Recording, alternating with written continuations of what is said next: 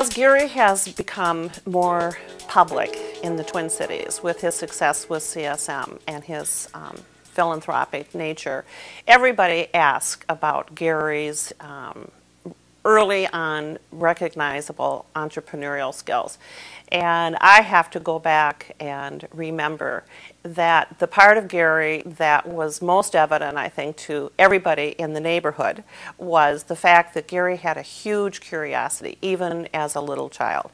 And he always had a project. He was forever gerrymandering or rigging our house so that we had extra phones. Sorry, phone company.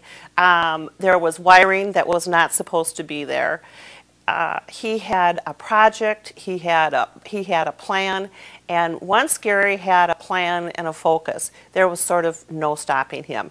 And if there was money to be made in the deal, later on, that's exactly what he did. I'd been reading in this magazine about longer life light bulbs, and there was an ad for become a salesman for them, and so I sent in the form and sent in the initial money and got the starting kit and went door to door selling the light bulbs. So that worked out pretty well. They were longer lasting, and if they ever burned out, they would replace them free for you. They were made of a higher grade tungsten. So thinking that back to the rest of the Boy Scouts, I thought, well, gee, this works for me. I'll get the rest of the Boy Scouts selling them. So I got the rest of our troop selling them, and I went with kind of the model of we gave the kids a certain amount of money per light bulb, and the troop got a little bit, and then I added prizes at the end of the year. Like a bicycle was one of them, and football, and a couple of other odds and ends. And selling them, and that worked out pretty well. You could always be guaranteed that the troop or each Boy Scout would at least sell 3 light bulbs. One to their parents, one to one of the 2 neighbors, and one to one of their 2 grandparents. So you were assured they would at least sell 3, and obviously a lot of others would sell a lot more. So that worked out well with our troop, and starting the next year I thought, well, if that worked out well for our troop, why not get the rest of the Boy Scouts in the Twin Cities selling them? So I went from there to get a lot more of them to sell them, and basically I got pretty much the troops in the Twin Cities selling them, which was about 5,000 Boy Scouts. So that's how I got in the light bulb business.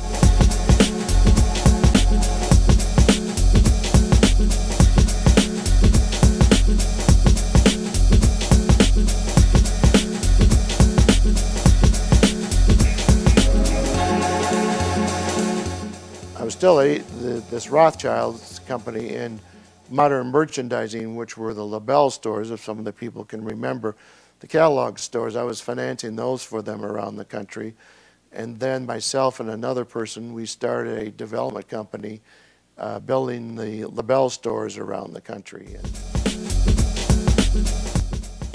I was doing the property management pretty much out of my trunk of the car, and did not have anything formal.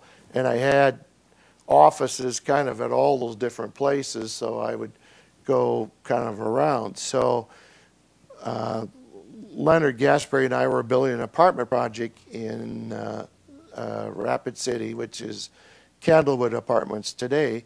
So what we decided to do is, knowing that we already had real estate in several states, decided we had to have a longer name. So one of our attorneys at the time decided, well, let's have a longer name so that we can get registered everywhere. So we had it to be Colonial Services and Management, Inc. So when we first started out in that business, we got tired of hearing the receptionist keep calling it Colonial Services and Management, Inc. So eventually we shortened the name to CSM Corporation.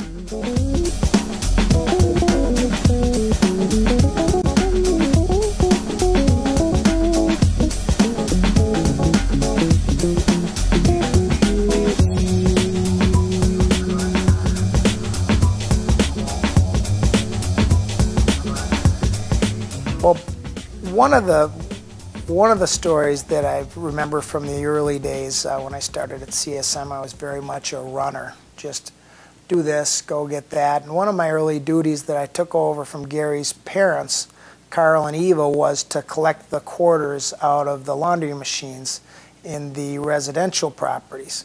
So that was once a week I'd load up my car with all the empty coin bags, and I'd go from property to property and empty the quarters out of the machines. It was an interesting job because you got to see the new residential properties come together. Then there'd be one building open, and then 2 buildings, 3 buildings, 4 buildings, until an entire complex was done. And the amount of quarters actually kind of represented how the occupancies for the sites came along, so you felt like you were a part of things a little bit.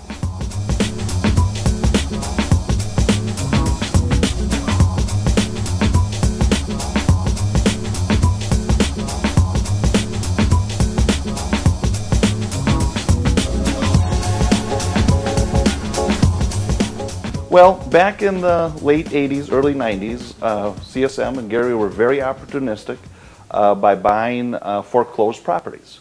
And there were a number of banks that had properties up for sale. There was a property in Woodbury.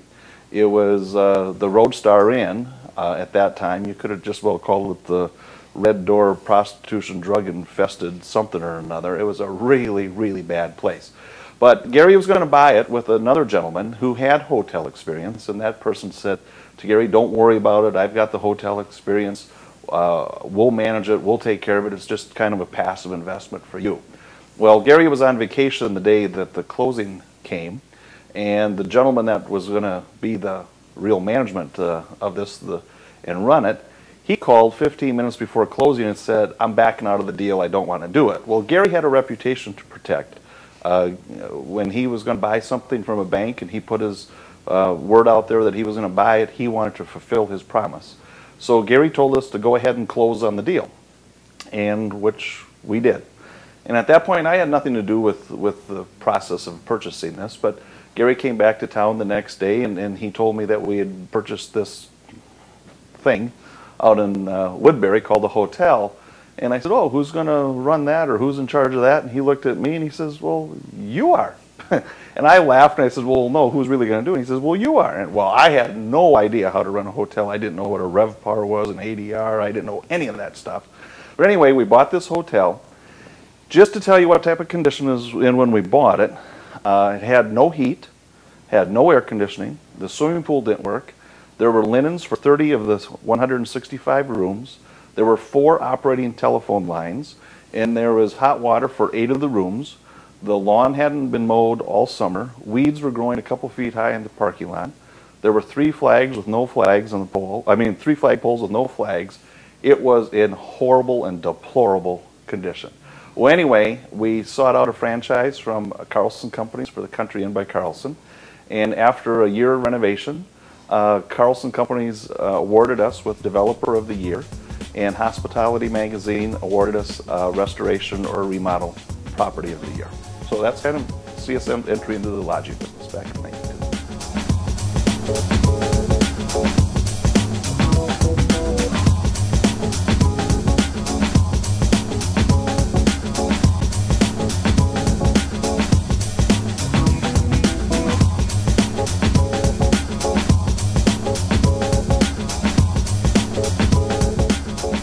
Believe it or not, I've been tracking CSM for almost 5 years.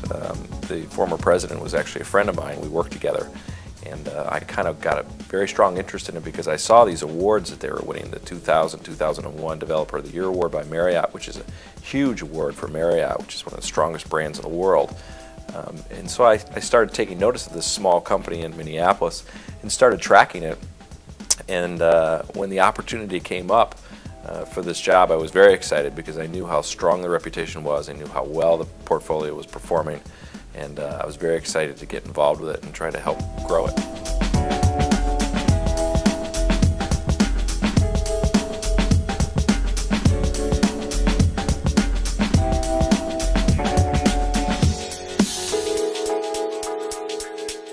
As times change, we need to change ourselves. And so trying to add people that will help us build it for the future and for the next couple of decades. And so that includes looking to get into various other kinds of real estate developments, be it commercial, be it shopping centers, be it condominiums, if that ends up being. I think in the next few years we're going to put a lot more emphasis into the senior housing and the senior business altogether. Maybe it's the senior care. It is obviously a growing area.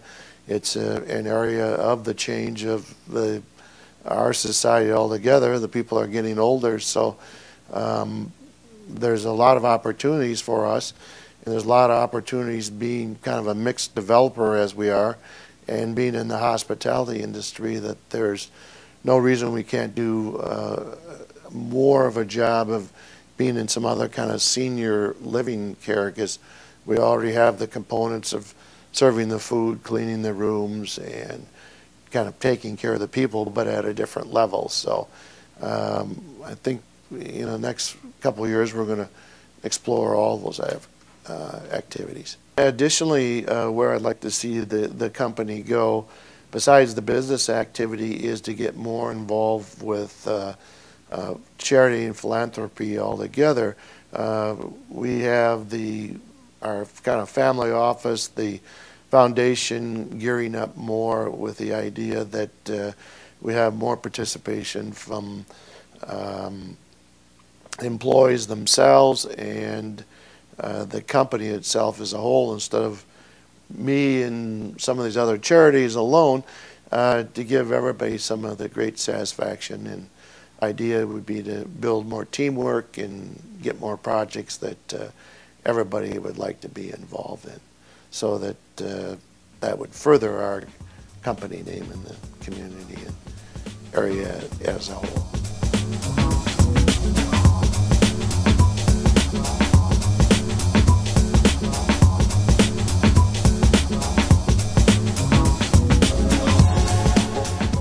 The people, first of all. Second of all, I think our reputation, where we stand in the community and nationally. I go to the hotel shows around the country, and CSM has a very good name. We've done great things in the hospitality industry and continue to. And so that's something to be very proud of. And I think the same holds true for the commercial area and the apartment area.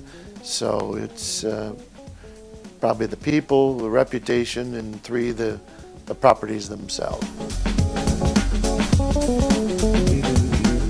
I think I'll ever retire. I don't know what that would look like. I don't know what retiring would be. Obviously, my youngest is 8, and I think it would be hard to retire. I'm not sure what I do.